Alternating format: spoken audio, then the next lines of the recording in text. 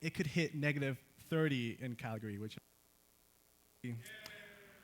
for those born and raised in Calgary, I know you don't know this, but this is what autumn looks like everywhere else in the world, right? So, colorful leaves, the smell, well, it's decaying leaves, but it smells good for some reason. Crispy leaves on the ground you get to step on. And don't get me wrong, I like the 10 centimeters of snow and black ice and brown slush, but just letting you know this is what autumn looks like everywhere else. So about 8 autumns ago, I was camping with my church in BC. And the campsite was beautiful. There were mountains surrounding us. There were trees all over the place, lakes, rivers. It was awesome. And one morning, I woke up early, got out of the tent, and I was so inspired to go for a nature run. This was before I looked like this, so it was I actually did it. So right now, I usually say I go for a run, but I don't. So I didn't tell anybody, which is a bad thing. You should always tell people if you're leaving. And I just went towards a trail. I saw the map. The map looked like a loop about 10 kilometers. So I'm like, that's probably 1 hour of jogging. So I started jogging, and it was so beautiful and relaxing. And the trees were swaying back and forth with me, and the sound of the rushing river was my MP3. It was like a fantasy. I was like a Disney movie. I saw a chipmunk. It waved at me. Birds were dancing and singing with me in English. And then after a while, I realized something. I realized that it's probably been more than an hour. Maybe an hour and a half, maybe 2 hours. I wasn't sure. I didn't have my phone because we had no reception. I just left it back at the tent. But I didn't know what time it was. So I went a little bit further, and then I looked back, and I realized I wasn't even on a trail, right? It was just weird, awkward gaps between bushes that I was walking on. And everywhere I looked the same. So I realized I was lost. And then all of a sudden, my beautiful experience became so scary, right? You look at trees, and your mind plays tricks on you, and you see faces on the trees, and you're like, and I saw a chipmunk, and it went like this to me. No, I'm kidding. But I acquired 2 new fears from that experience. One, every time I heard a creak or a crack, I just imagined some cannibal, tribal person trying to chase me down. So I'm always like, oh. And then the second one, I actually saw a tent. And I was going to say, I was going to knock on the tent and ask for help, but I realized if you're this far into the woods, you're probably hiding, and this is probably a serial killer. So I just ran away from there. And after hours of just wandering and trying to figure out where I was, I actually found the river. I followed the river down. I found a road, and then I finally found the campsite. That was 8 hours later. And I got in so much trouble, and my whole group assumed that I was looking for reception because that's how they see me.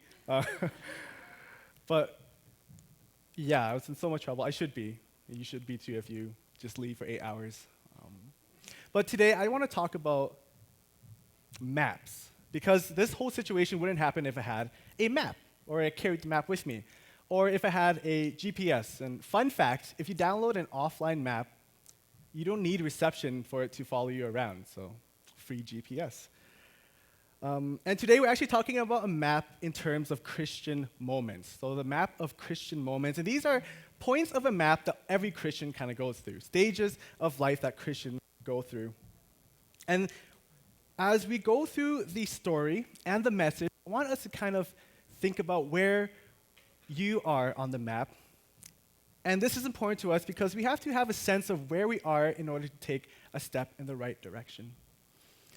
Our story today is in 2 Kings 5, 1 to 19, but just for the sake of a better grasp of the story, I'm going to tell the story in my own words and as a story instead of reading. Here it goes. A long time ago, in a far away, called Syria, there was a man named Naaman, and he was, what's happening? He was loved and admired by all. And if whatever image you have of this, a kind, righteous, great, manly man, that was Naaman. He was filthy, but he wasn't the kind of person that like flaunted his riches, but instead he gave to the poor and he wore clothes everyone else wore. But his most impressive trait was his role in society. So he was actually the commander of the army of Syria. And this army was the best army of all the armies because they never lost, and that was thanks to strategic mind. However, Naaman, in all his greatness, had a huge problem. He had this deep, dark secret. Under all his armor and under the riches and the status and the kindness was a skin disease eating away at his body called leprosy. Leprosy, the worst thing about leprosy was it was painful or irritating or even made you ugly. The worst thing was, one, it was incurable, and two, it outcast you. So people with leprosy were torn away from society because they want to stop the spreading of leprosy. So this was Naaman's fate. As his leprosy would get worse, he would have to be torn from his family and his friends and his colleagues, and all these things that he had would mean nothing because he would be forever alone. And because it was incurable, he had no hope in life anymore. Now, Naaman's family actually had a slave girl, which was normal back then. And the story behind her is she got captured from one of the raidings in Israel a few years back, and she's been serving the family faithfully and well. But late at night, Naaman could hear her praying and crying to God. But then when this girl heard about Naaman's dilemma, she told him, "In my country, there is a man, a prophet named Elisha, and he could heal you of your leprosy." So at this glimpse of hope in his hopeless situation, he made all plans to go and get to this man, to get healed. But let's think about it. How much would it cost, or what would it cost to cure an incurable disease? And as he's thinking about this, he's thinking maybe it's tons and tons of money, or maybe he had to go climb a mountain, or find the secret plant he eats and it heals him. Or maybe he had to go and slay a whole country. But whatever it was, he was going to be ready for it. So he packed most of his money, that was about $10 million. And then he packed all the things he needed for a long trip. He brought servants with him, and off they went to Israel to find Elisha. So days later, they found Elisha's house, and they knocked on the door. A young man came out, and he said, "Well, I'm not Elisha, but Elisha told me to tell you, in order for you to get healed from leprosy, you have to go to the Jordan River, wash yourself 7 times, and you will be cured." And then the young man just went back into the house, closed the door, and that was it. And Naaman kind of just stood there speechless, shocked. And so many ideas were going, so many thoughts and emotions were going through his head. One, where is Elisha? How come he's not seeing me? 2, why the Jordan River? Because Jordan River's those dirty kind of rivers where you step in and then the mud comes up and everything's brown and it's gross. And the rivers in Syria are way better. But 3, the thing that bothered him the most was, how can this thing that is priceless be so easy?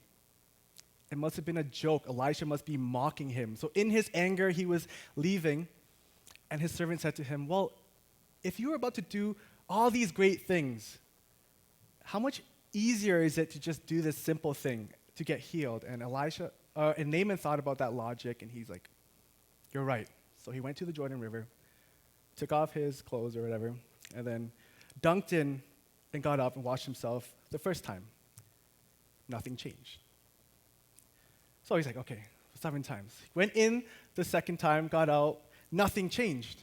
And he did this 4 more times, for 6 times, and nothing changed. And at this point, it's like, okay, well, there's no change, and I'm doing this. But at the little faith and hope he had in Elisha's message and Elisha's God, he went in a time, got up, and he was pure. He was clean, white as snow. No, like his whole body, like a baby's bump. And he finally understood what had happened. He was healed and cured and saved not because of Elisha's power. And it's not because of his own money or his own status or his own kindness, but it was because of Elisha's God, the God of Israel, the Almighty God of Israel, who requires no payment and healing, or no payment for healing and salvation. So he ran to Elisha at once and said, "Now I know there is no God in the world except for in Israel." And out of his awe and gratitude, he offered to give 10 million to Elijah anyways, but Elisha didn't want him to misunderstand the freeness of God's grace, so he said no. So Naaman requested something else, kind of weird. He said, "Can I take dirt from Israel, bring it over to Syria, so that when other people worship Syrian gods on Syrian soil, I can be on Israel's soil, and it symbolizes me worshiping the God of Israel." To this, Elisha said, "Yes, go in peace." And that's our story. And it's from this story we're going to form a map of Christian moments. And the map kind of looks like this.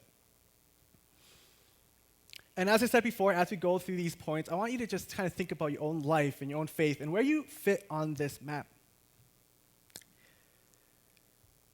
And what it would take you to get to the next point.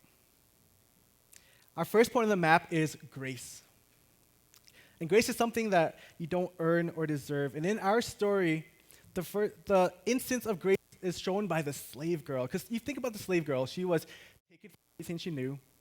Most likely, the army probably killed her father and her brothers. And now she's serving this family, and she has every right to hate them. I would, wouldn't you? And yet, when she hears of Naaman's dilemma, she shows love, she shows grace, and she gives Naaman hope by telling Naaman that there is a way out, that he can be saved. And we hear this and we're like, why? Why would you do that? I don't want you to think I'm evil, but if I was in her shoes, I'd enjoy every moment of his suffering. How does she show such extraordinary love and grace to people who don't deserve it? In recent times, we have a similar story. In Dallas, there was a policewoman who was going home, and she opened what she thought was her apartment building, and she saw a black man. So she took her gun and shot him. Right? And then she soon realized that she was on the wrong floor. So she killed a man, and he was innocent. How would you feel if you were, let's say, family of this man or friends of this man? How much would you want her to suffer? How much would you hate this lady? Well, we actually have a video of how much the man's brother hates this lady, and let's show it. If you truly are sorry, I know I can speak for myself. I forgive you. And I know if you go to God and ask Him, He will forgive you.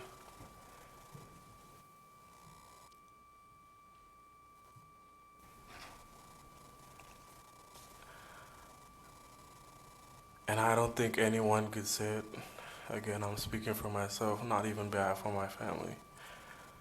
But I love you just like anyone else. And I'm not gonna say I hope you rot and die just like my brother did, but I personally want the best for you. And I wasn't gonna ever say this in front of my family or anyone, but I don't even want you to go to jail. I want the best for you. Because I know that's exactly what both of them would want you to do. And the best would be give your life to Christ. Again, I love you as a person. And I don't wish anything bad on you.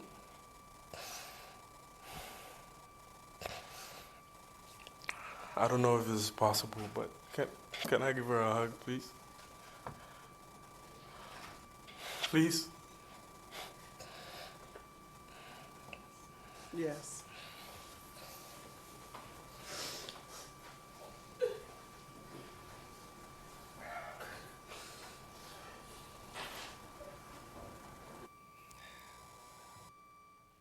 That is so moving, and it's so beautiful, and it's so extraordinary. But we still ask the question, why? How could he do this? How can he show such extraordinary love and grace to this woman? And it's because as Christians, we know that we have been shown even greater grace and love by God.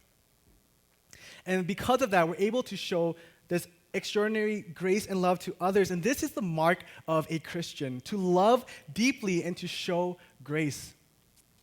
A lot of people think Christians are just these self-righteous people and they just judge everyone and they look down on everyone. And I think there's a huge group of Christians that do that. But that is not the Christian message. That is hateful. That is not loving. So the mark of a Christian is to love deeply. And just as a quick application, why do we fall in such habits? I think it's because we choose the wrong role models. If we choose, like for you, who is your ideal Christian like friend or leader? Is it someone who is perfect, never messes up, and holds a high standard of like holiness and judge people who mess up? Well, if that's your role model, then most likely you'll become like them. But is your role model of a Christian loving, loves the messy people who always seem to have their lives broken, and is always there for them? And if that is your role model, then you will end up like them. And as Christians, we should imitate those who imitate Christ. And this is the beginning of our map, grace, because the slave girl shows grace and love to Naaman. And this is what actually starts Naaman on his journey towards God. As we move on, we see the next point of the map is action. So Naaman knows this tiny little detail about Elisha's God. And with that tiny little detail, he puts everything he has into chasing God. That God can heal him. Yes, he would put everything just for the chance of being healed. And I put a little negative sign there because he doesn't have the full picture of God. He doesn't really know who God is. He has the wrong intentions, but yet with what he knows, he still chases God with everything he knows. And that matters, right? That matters. I have a friend trying to get better at volleyball. He's just starting, actually. And he has a six-pack, and he's pretty tall, and so I'm like, good potential. But he's telling me, Tim, how come I can't hit? I know the whole mechanics. I know that your second last step is supposed to be long, and you're supposed to stop with this one, and you're supposed to throw up your arms, and you're supposed to be facing the setter so that you can turn, and then you use your hip to turn. And he just kept going on and on and on and on. And then hearing this, I had like secondhand stress because I'm like, how do you fit all this into 2 seconds? And I told him, okay, don't try to do everything at once, because you'll end up doing nothing, right? You'll never get better. Just master one thing. And after you master that one thing, move on to the next thing. And then this is how you get better. And this is how our journey with God should be.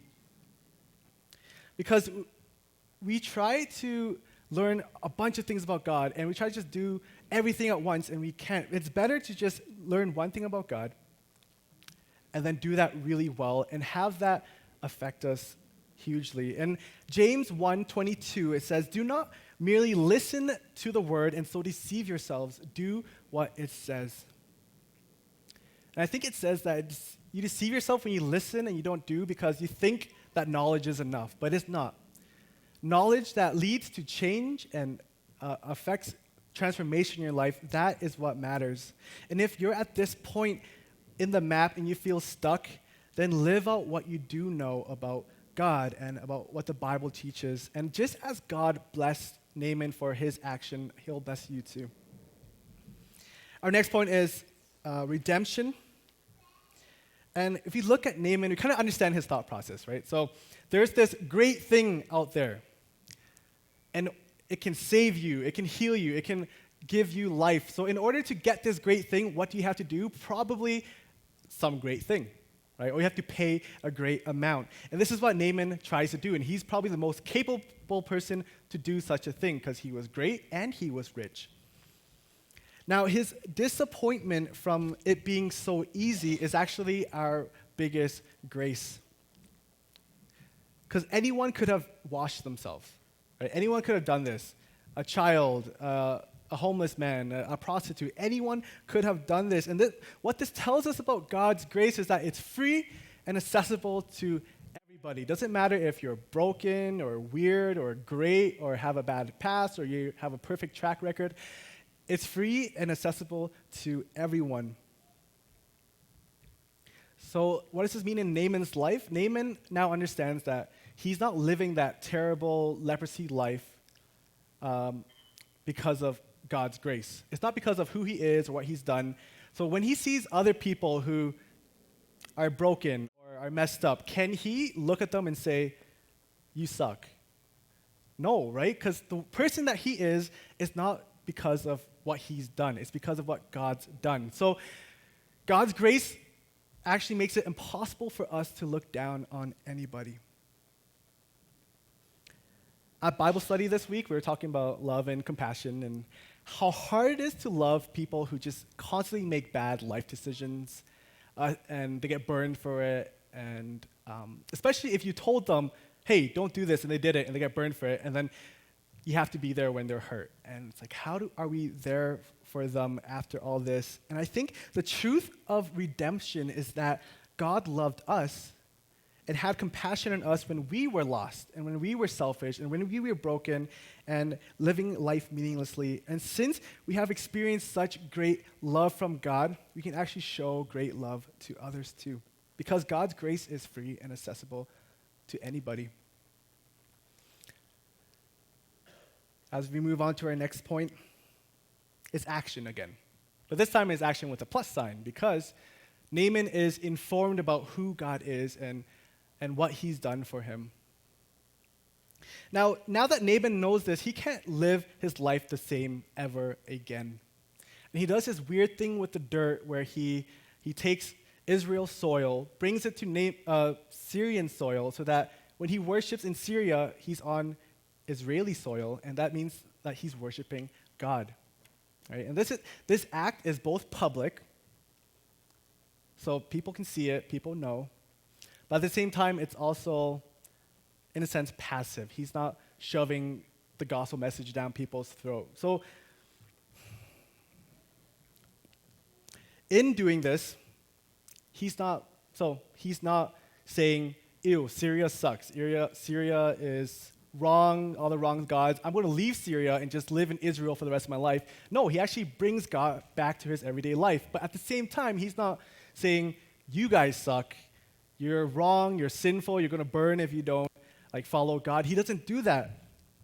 He's not preaching at people. He's not judging them. He's not saying that they're wrong, but instead he's living life in such a different and in such a bold way that forces people to question, why?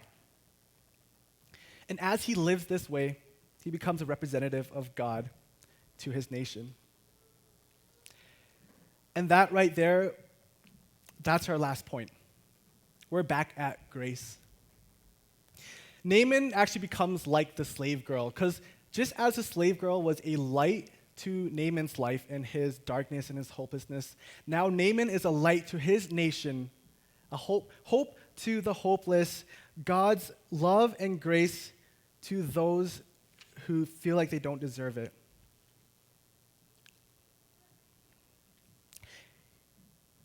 They see Naaman's love, God's love and grace through Naaman's worship. So what does that mean for us? It means that since we know the truth of God's love, we can never go back to living the same way.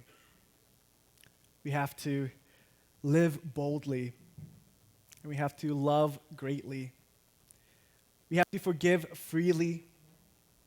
We have to give generously, because this is the mark of a Christian.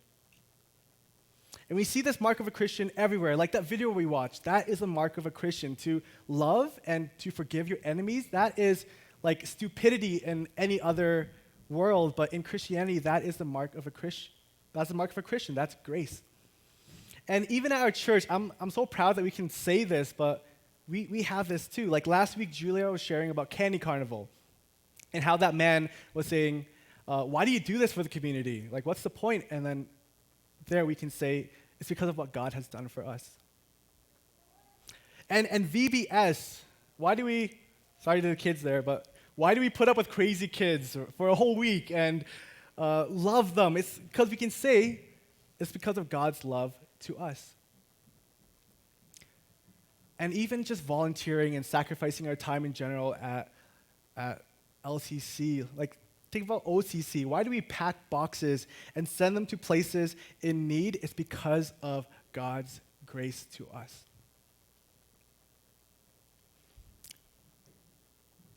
And that's the map. The map leads to living boldly and loving greatly, forgiving freely, giving generously. And that's the end of the message. But before we actually end, I just want to urge you to reflect and think about your faith and think about your life and figure out where you are on this map and what you need to do to get to the next point of the map. And for myself, I obviously want to say I'm at the bottom and at the top, like Grace, but in different seasons, I'm all over the place, right? I'm negative action, I'm redemption, I'm not understanding, I'm grace. I'm all over the place. So figure out where you are right now and see what you need to do to move in the right direction. Let's pray. God, thank you for your grace, for the beautiful exchange. That you have loved us when we have nothing to give and when we don't deserve anything. And from that, we are saved and we can have new life and we can be loving people that aren't bitter and rageful towards others. I pray that we can be a light to the world, God, and to our friends and to our coworkers, and that we leave today changed. In your name we pray, amen.